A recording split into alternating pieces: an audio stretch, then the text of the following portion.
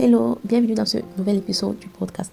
Aujourd'hui, on va parler de l'entretien d'une relation saine avec son enfant, bien qu'on soit absent physiquement. Je vais prendre un exemple. Tu peux être un papa qui voyage énormément à cause du boulot, ou bien même tu as des horaires de travail qui t'empêchent de passer des bons moments de façon physique avec ta famille, ta femme, tes enfants.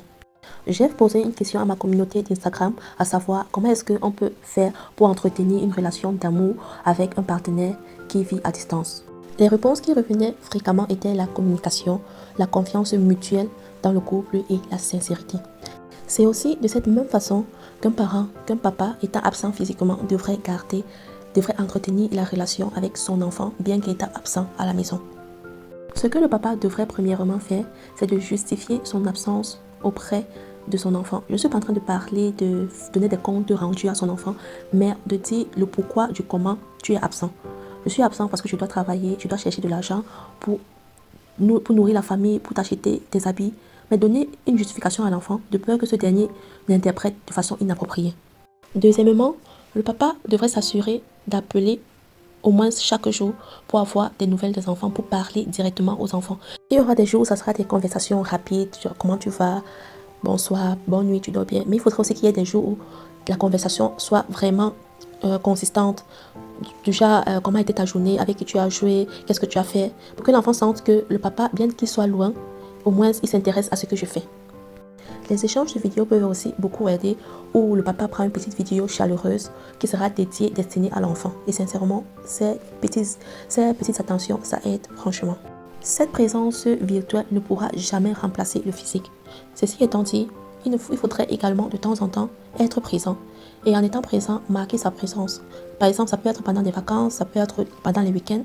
Passer des bons moments avec ses derniers, avec ses enfants, sa famille, pour marquer le coup et combler en quelque sorte certains vides.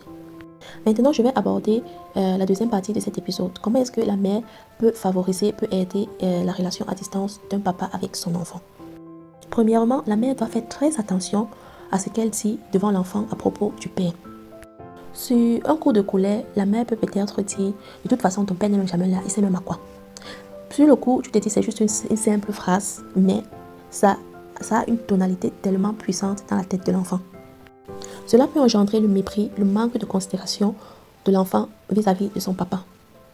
Donc la mère doit éviter au maximum de dénigrer, de mal parler de papa devant l'enfant. Étant donné que maman pourrait passer beaucoup plus de temps avec les enfants, elle pourrait de temps en temps dans le quotidien introduire papa de façon subtile dans les pensées de l'enfant. Je vais prendre un exemple. Vous pouvez peut-être être en train de faire les courses, du shopping, et tu demandes à l'enfant, ok, est-ce que tu voudrais garder quelque chose à papa? Tu veux garder quoi à papa? Ou bien même lorsque vous êtes à la maison, tu peux dire, prends les chaussures de papa, tu peux garder. Une fois qu'il sera à la maison, tu lui remets. La maman pourrait même aussi demander à l'enfant de faire une petite vidéo où il salue papa, ou il fait un petit bisou à papa. Donc c'est tant d'exemples parmi tant d'autres. Le but, c'est de transmettre un message dans son subconscient que papa est là, peut-être pas physiquement, mais il est là. Ce n'est pas parce que tu es le géniteur que forcément l'enfant doit t'aimer. Cet amour se mérite et s'entretient. Merci d'avoir partagé ce moment avec moi dans des Mama Lounge.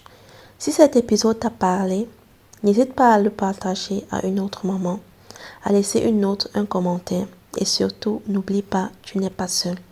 On se retrouve très vite pour un nouvel épisode. À très bientôt.